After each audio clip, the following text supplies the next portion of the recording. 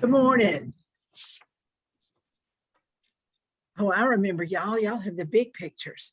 My name's Rita McCann, and I know you remember I'm an attorney from Huntsville, Alabama, and my colleagues will introduce themselves. Then we want to hear your names. Good morning again. My name is Tandy McConnell, and I'm in Columbia, South Carolina. I'm the former college teacher who's now teaching high school and middle school. Great to be with you. And I'm Mike Miles from Birmingham, Alabama. We're going to have fun with you anyway, but we've gotten strict instructions from Ms. Dickinson that if we're not sweet to y'all, she will come to our house and do something terrible to us and have to tell us that. Counsel with us. That's right. Yeah, that's what she'll do. She'll definitely counsel with us. I see the thumbs up. You know what I'm talking about. I see the thumbs up. Okay, gentlemen, we've got to hear from these kids. Let's move. What I've heard from the two of them is y'all were really good yesterday, so I'm looking to hear from you again. All right, y'all tell us who you are. Good morning, judges. We want to thank you for being here today. My name is Nina Pomerantz. I'm Evie Yoon. I'm Dylan Jansen. I'm Mina Era. And we're here for the Unit 2 congressional hearing. Our teacher is Mrs. Carroll, and we are ready to begin. Right. I bet you've already guessed that our question today is number 2, since we did number 1 yesterday. In the Declaration of Independence, Thomas Jefferson stated that governments are instituted among men, deriving their just powers from the consent of the governed. From what sources do the people derive the right to establish government? How is the consent of the governed related to the concept of popular sovereignty? Does natural rights philosophy justify a right to a revolution? Why or why not? Why might the principles and practices of self-government contained in the Declaration of Independence have been considered radical at that time? We're looking forward to hearing from you. You may begin. John Locke understood that all people have natural rights of life, liberty, and property. Government was to protect these if it didn't overthrow it. This explains to the people that they have these natural rights simply by being born. They don't come from a specified person or place. It is more critical that they are clearly protected under the government. This is also clarified in the preamble of the Constitution. It declares that to secure these rights, governments are instituted among men, deriving their just powers from the consent of the governed. Our rights originate from God, and governments are established solely to protect them. Articles in the Constitution help form said government. Article 1 establishes the legislative branch, Article 2 establishes the executive, and Article 3 establishes the judicial. Popular sovereignty is the principle stating that the power of government is created and sustained through the consent of its people through their elected representatives. The people express their ideas and opinions to these elected leaders who then represent them in government. This system is successful because these leaders aren't given too much power. The consent of the governed simply means that the government is allowed to remain ruling so long as the people express their consent to how this political power is being exercised. This is stated in the Declaration of Independence. The people must agree to the actions and policies of the government. An example of the consent of the governed in action was the 2020 presidential election. In order to become president, citizens must elect an individual, which is essentially giving this person the power to hold as president. These two ideas are extremely similar in that they both stem from the idea that the government's power comes directly from the people. The natural rights philosophy certainly justifies the right to protest. John Locke's ideas on natural rights in An Essay Concerning Human Understanding explain that every citizen is entitled to the right of life, liberty, and property. The Constitution directly gives the citizens the right to revolution, in stating that whenever any form of government becomes destructive of these ends, it is the right of the people to alter or abolish it and to institute a new government. An excellent example of a civil disagreement is the McCulloch versus Maryland case. McCulloch did not agree nor consent with the taxes being imposed by the government of Maryland. The court ruled that Congress had implied powers under the Necessary and Proper Clause to create the Second Bank of the United States, and that the state of Maryland lacked the power to tax the bank. An interesting example of this lies in the Griswold versus Connecticut case. Connecticut passed a law banning the use of any drug, medical device, or other device furthering contraception. Gynecologists at Yale opened a Planned Parenthood clinic in New Haven with Griswold. They were arrested for violating the law. Their plan was to open the clinic to challenge the government's violation of their 14th Amendment rights. The court sided with Griswold, finding that married adults have the right to purchase and utilize contraception. This case shows the need to be able to go against rules that violate our natural rights. If the government did not provide citizens with the ability to challenge violations of their natural rights, it would cause quite a few problems in our government. Our rights are based on the general people and their needs. If we couldn't challenge or change these rights, the people would be obligated to overthrow the government. The idea of self-government was considered foreign and even radical at the time because the colonists were so used to a monarchy led by King George III, in which the average citizen had no say in government whatsoever. King George had complete control of all citizens, which isn't a policy that protects natural rights, a key to freedom. This corrupt monarchy consisted of the House of Lords and the House of Commons, instead of distinct branches like America's. The ideas in the Declaration of Independence are completely contrary to that of 18th century Great Britain, that all men are created equally by God, who gave them the right to life, liberty, and the pursuit of happiness. The main reason for the government is to protect these rights. And if the government were to take away these rights, the people have the right to protest and start a brand new government. As our points confirm, our current form of government, a constitutional republic, is very effective in protecting our natural rights. We are now ready for questions. Was January the 6th and the events that happened in Washington at our Capitol an example of exercising the right to protest, or was it something else? I personally believe that it was something else, as the Constitution does not give us the right to riot. It gives us the right to peacefully protest, and that was not a peaceful protest. And the First Amendment states clearly that it's peaceful protest, and nowhere does it state that you can riot. And the raid on the Capitol on January 6th was very clearly a riot, as many things were destroyed and many people were hurt. Once you cause damage to property and infringe on people's right to life and liberty and their natural rights, it clearly becomes a riot, and it loses the peacefulness of a protest, and then it violates their rights. All right, Mike? He talks about people's rights. 250 years after these remarkable words were written, there are pretty large groups, the Black Lives Matter group that has peacefully protested in so many states across the country. We're saying in one way that they still feel like if they have to say Black Lives Matter after all this time, they clearly felt that their rights were not what they should be. Are there other people in our country 250 years after these words were written whose rights are still being disenfranchised? To add on to the Black Lives Matter movement, many people do feel that their lives and their rights are not being equal to everyone else's, and also Asian lives, as many hate crimes have been going around revolving Asian people. Because of COVID, many people believe that it's because of the Asians that the virus is in America, and that's another group of people who believe that their rights are being infringed on. Also, for the Black Lives Matter riots, it's not just the people who are rioting who are subject to having their rights violated, but the people who are maybe bystanders. For example, there's a retired Black police officer who was protecting his friend's pawn shop that he'd saved his whole life for. And he was later then killed on a Facebook Live video, and the store was broken into, which infringed on David Dorn's right to life and his friend's right to his property. Those are great examples. What about women? Are women's rights fully comprehensive, and are they being treated equally with men now?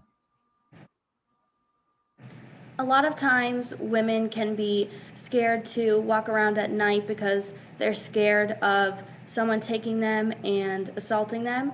And that is a very common thing that people are scared of. And a lot of people do believe that women are underpaid in relation to men, but I'm not sure of any certain examples of that, but many people do get scared to walk alone at night of being assaulted. I want to think about a group of people, perhaps 50 million Americans who are not given the right to vote, not given the possibility of expressing their consent or withholding their consent, and that would be you guys, middle schoolers, 13, 14, 15, up through 16 and 17-year-olds in high school. You are expected to follow the rules, to be part of this social contract without having any way that I can think of to express your consent or to withhold your consent. Is that a valid concern, or or do you in fact give your consent to the government? I guess I'm asking, should you guys have a right to vote? I think in some cases, I guess you could say that there would be a need for us to be able to vote.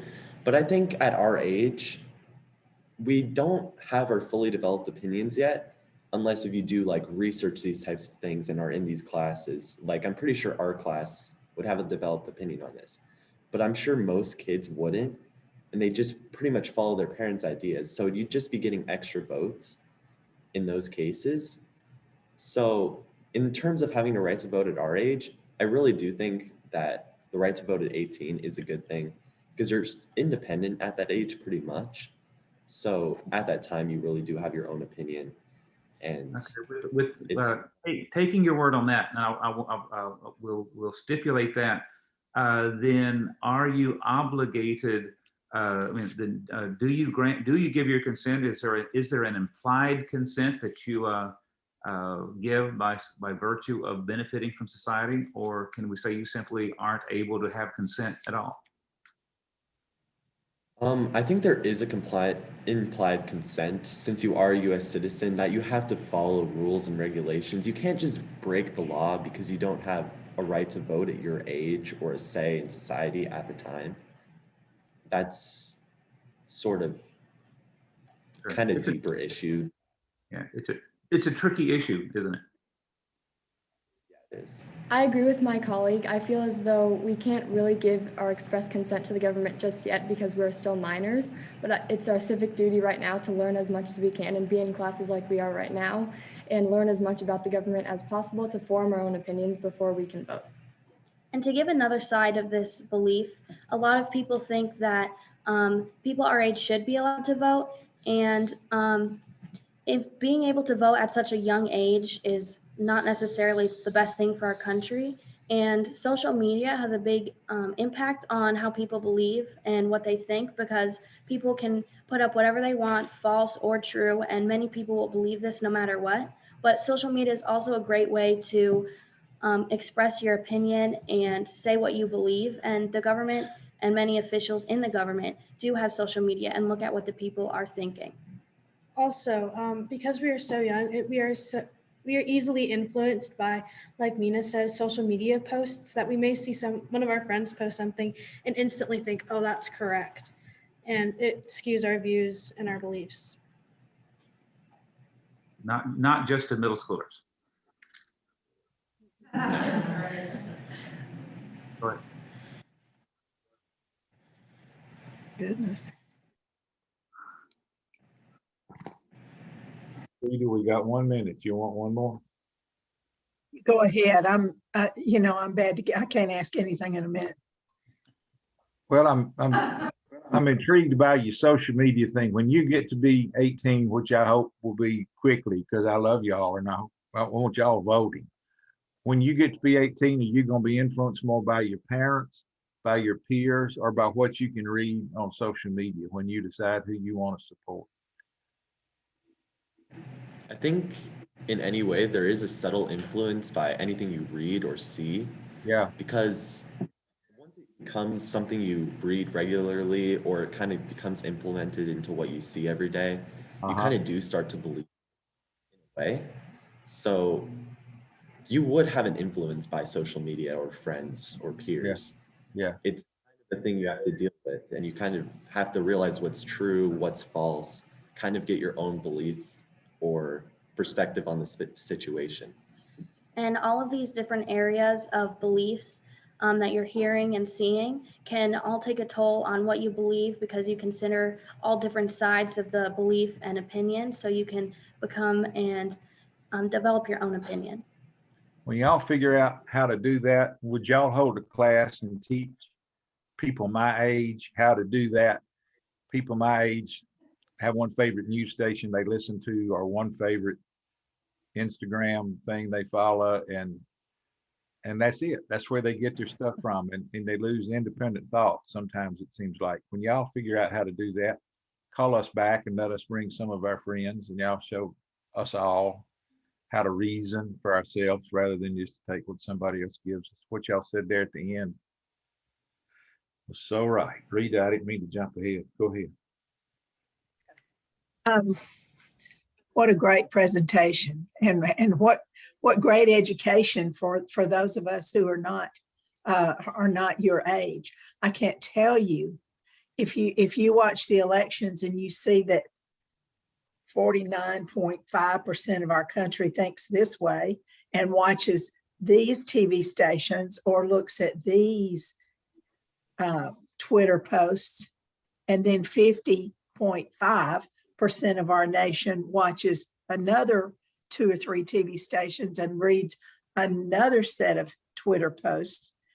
What you realize is, if we don't read several of them, people our age don't even get a clear picture. And we forget. I have children who are in their 30s, and they at least remember to read lots of different posts. If you guys can make a habit of doing that without just sticking to one kind of TV station, you will know that both sides of every issue have something to say. So I'm so grateful. You guys are on the way.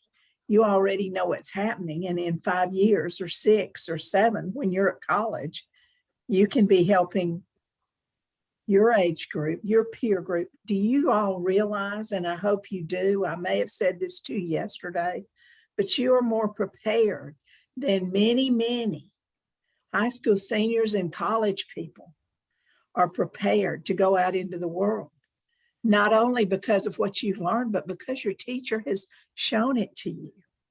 So I'm just so impressed, and it's been such a great day to hear from you. Thank you very much. Thank you.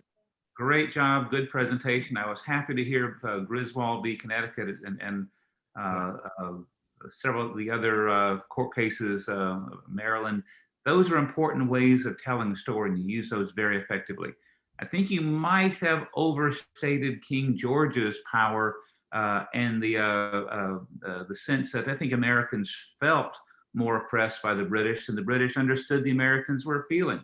Because the British, the British Bill of Rights, or the English Bill of Rights of 1687, I think, really did guarantee Britons these same rights that Americans were claiming. It just Americans felt like the British were neglecting them.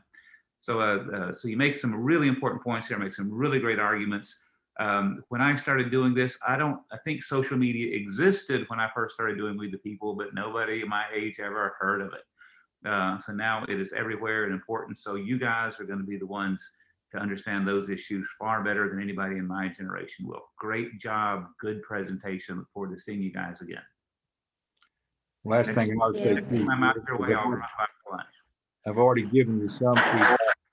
Let me tell you this. Ms. Dickinson has given some of us the chance to see you at your district level competition, then at your state level competition, and now at the national level.